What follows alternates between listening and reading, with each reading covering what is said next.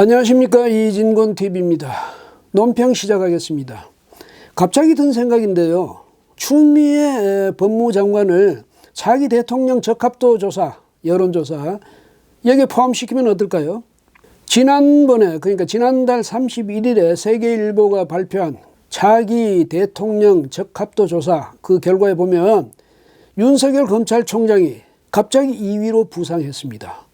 처음 나와서 바로 2위가 된 거죠. 그래서 이제 아주 이변을 보였는데, 근데 따지고 보면 그 내용을 보면요. 이건 이제 보수 측의 응답자들이 윤석열 검찰총장이 우리의 차기 주자가 되면 좋겠다, 이런 심리를 표한 거다. 뭐, 그렇게 분석할 수도 있습니다. 왜냐하면 이낙연 전 국무총리에 대한 지지도는 별 변화가 없었거든요. 그 황교안 지금 자유한국당 대표만 아주 타격을 받은 셈이죠. 그런데 이거는 불공평하지 않습니까? 그러니까 이낙연 전 국무총리의 대항마도 내세우는 게 좋다. 제 생각은 그렇습니다. 뭐 박원순 서울시장도 있고 이재명 경기지사도 있고 있는데 뭘 그러느냐 이러겠지만, 그분들은 현재로서 보면 이낙연 총리의 대항마가 될 것 같지가 않은데, 추미애 장관 누굽니까?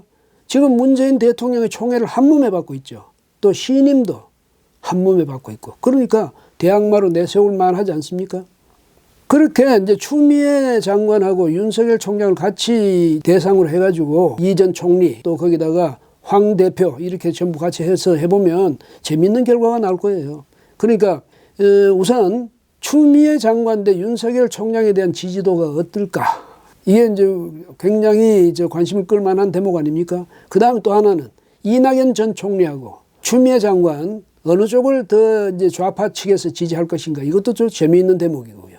그동안 했던 뭐 검찰 개혁이 옳으냐 그러냐, 찬성하냐 반대하냐, 이 조사하고는 또 다른 거죠. 성격이 완전히 다른 겁니다.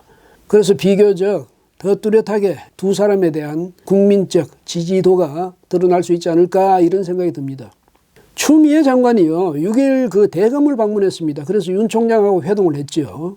뭐 20년 만이랍니다. 조남관 법무부 검찰국장의 말로는 장관이 대검을 찾은 것은 20년 만이랍니다. 20년도 더 됐다네요. 그런데 조 국장 말로는 두 사람이 아주 화기애애하게 대화를 나눴답니다.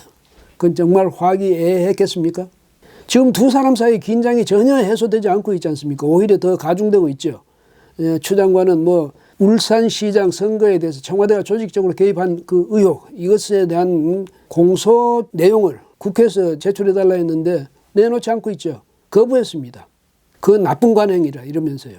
자신이 책임지겠다고 했는데, 세상에 국회에서의 증언 및 감정에 관한 법률이라든지 이런 데 보면 국회가 요구하면 제출하게 돼 있어요. 그런데 법무부 훈령을 고쳐가지고 그건 안 해도 되게 돼 있습니다. 못하게 돼 있습니다. 훈령이 법률을 짓누른 거죠. 자기가 책임지겠다네요. 무슨 제도로 어떻게 책임집니까? 이게 기고만장한 거죠. 내가 법 어겼어. 그래, 왜? 내가 책임지면 될 거 아니야, 이 말인데 뭐 장관직 내놓는 그런 책임을 질 겁니까? 그건 뭐 의미가 없습니다. 국민의 입장에서 볼 때는. 그럼 형사 책임을 지겠다는 겁니까? 나중에 혹시 형사 문제가 되면? 오늘의 자신의 말이 훗날 자신의 족쇄가 되지 않도록 해야 될 겁니다. 조심해야죠. 어쨌든 이날 이제 추 장관이 대검을 방문한 것은 그 뒤에 있는 그 고검, 여기에 법무부 대변인실 분실이 개소됐답니다. 그래서 그 개소식에 참석하는 길에 윤 총장을 만났다는 건데, 그 어떤 이야기가 있었느냐 했더니 권력기관 개혁에 대해서 서로 협조하기로 했다. 또 기관 간 협조를 대통령이 당부하셨다. 그 말씀을 전했다. 뭐 이렇게 이야기를 했습니다.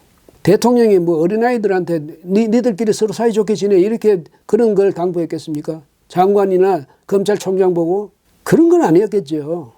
아마 윤석열 총장에 대해서 경고성 그런 당부를 했을 겁니다. 이제 그만하면 되겠다. 더 나가면 당신하고 나 사이가 얼마나 껄끄러워지겠느냐.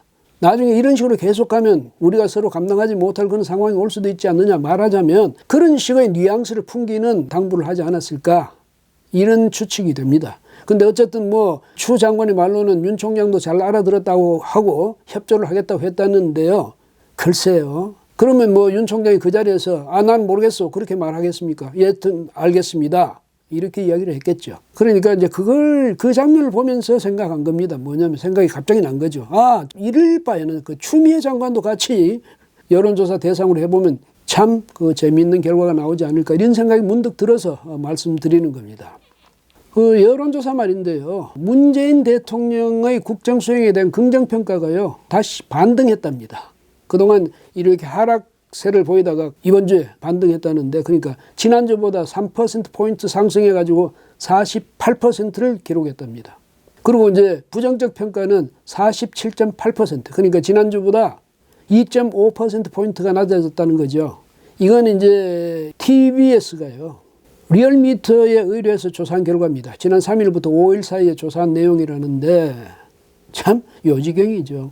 이 판에 우한 폐렴 때문에 온 나라가 공포에 빠져있는 이 시점에 대통령 지지도는 올라간다? 그것도 3%포인트나 급등했다? 이거 좀 믿기가 좀 어렵지 않습니까? 문 대통령 그 6일에도요. 부산에서 열린 부산형 2일짜리 상생협약식 이런 이름의 행사에 참석을 했답니다. 근데 수백 명이 모였는데 다들 대통령부터 다들 마스크를 끼고 모였대요. 그 사진을 보니까 참으로 가관이었습니다.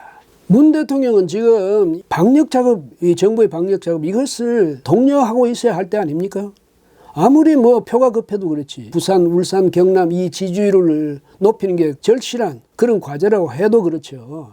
이런 상황에서 마스크까지 껴가면서 수백 명을 한 자리에 모아놓고 그런 행사를 해야 됩니까? 꼭 미루면 안 됩니까? 다른 데도 그런 열의를 한번 보여보죠. 그 아무리 인심은 조석변이다. 인심이라는 게 아침 다르고 저녁 다르다. 뭐 이렇게 말을 하지만은 어떻게 한 주새 대통령의 지지율이 3% 지금 이 상황에서 올랐다는 건지 참 이해가 안 됩니다. 이런 식으로 상투적인 조사, 이 결과는 이제요, 국민들이 뭐 별로 신뢰도 안 하고 또 관심도 별로 보이지 않고 있습니다. 아직도 대통령이 그 지지율이 그렇게 40%대에 있느냐, 이렇게 이제 의문을 제기하는 사람도 많고 말이죠. 그런데 이제 이런 그러니까 상투적인 여론조사보다는 제가 아까 말씀드렸던 대로 차기 대통령 적합도 조사 여기 하면서 좀 그럴듯한 사람, 요즘 한창 부상하고 있는 사람 아니면 국민의 관심을 모으고 있는 사람 이런 사람들을 끼워 넣어서 조사해보는 것 그 의미가 있지 않겠습니까? 맨날 그 사람 이게 아니고 새로운 리더가 필요한 시대 아닙니까? 그 윤 총장이 첫 등판에 2등씩 할 정도로 말이죠. 그러니까 그때 추미애 장관 한번 여론의 그 장에다가 한번 올려보죠. 국민들은 어떻게 보고 어떻게 평가하고 있는지 재밌는 국면이 전개되지 않을까 이런 생각이 듭니다. 오늘은 여기까지 하겠습니다. 고맙습니다.